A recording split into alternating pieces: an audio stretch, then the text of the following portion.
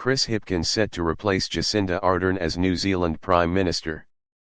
Hipkins was the only candidate to enter race to replace outgoing leader. Education Minister Chris Hipkins is set to become New Zealand's next Prime Minister after he was the only candidate to enter the contest Saturday to replace Jacinda Ardern. Hipkins, 44, must still get an endorsement Sunday from his Labour Party colleagues in Parliament, but that is just a formality now. An official transfer of power will come in the days to follow.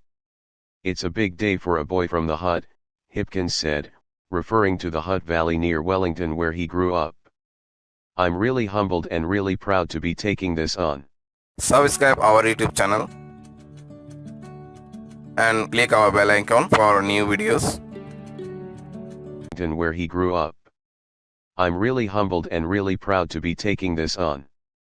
It is the biggest responsibility and the biggest privilege of my life."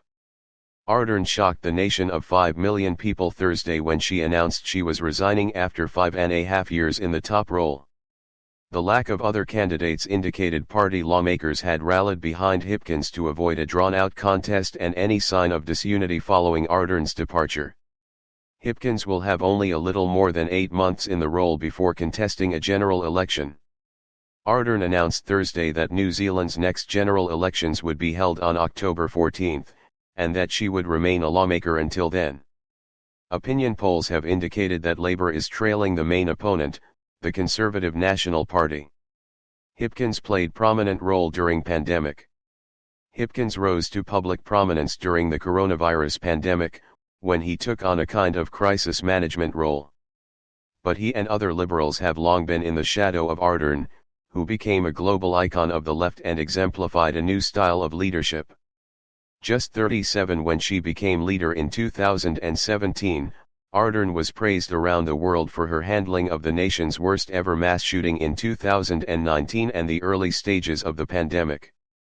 But she faced mounting political pressures at home and a level of vitriol from some that previous New Zealand leaders hadn't faced. Online, she was subject to physical threats and misogynistic rants. Our society could now usefully reflect on whether it wants to continue to tolerate the excessive polarization which is making politics an increasingly unattractive calling, wrote former Prime Minister Helen Clark. Fighting back tears, Ardern told reporters on Thursday that she was leaving the role no later than February 7.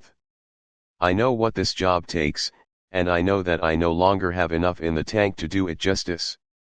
It is that simple," she said. Leader to be known as troubleshooter.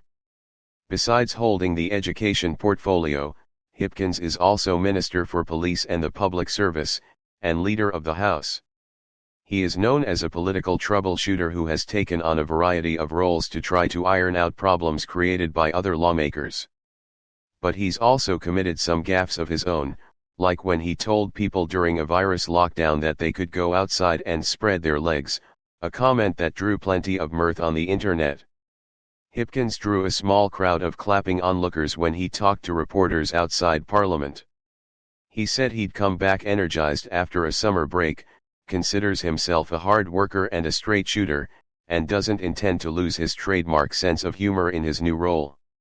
He said he won't be announcing changes to policy or ministerial roles before Sunday's vote, other than to say Grant Robertson would remain finance minister. Hipkins said he believes he can win the election and paid tribute to Ardern. "Jacinda Ardern has been an incredible Prime Minister for New Zealand," Hipkins said. "She was the leader that we needed at the time that we needed it." A lawmaker for 15 years, Hipkins is considered more centrist than Ardern and colleagues hope that he will appeal to a broad range of voters. Among his biggest challenges during an election year will be convincing voters that his party is managing the economy well. New Zealand's unemployment rate is relatively low at 3.3%, but inflation is high at 7.2%. New Zealand's Reserve Bank has hiked the benchmark interest rate to 4.25% as it tries to get inflation under control, and some economists are predicting the country will go into recession this year. Among his biggest challenges during an election year will be convincing voters that his party is managing the economy well. New Zealand's unemployment rate is relatively low at 3.3%, but inflation is high at 7.2%. New Zealand's Reserve Bank has hiked the benchmark interest rate to 4.25% as it tries to get inflation under control, and some economists are predicting the country will go into recession this year.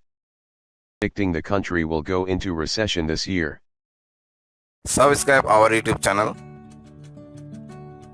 and click our bell icon for new videos.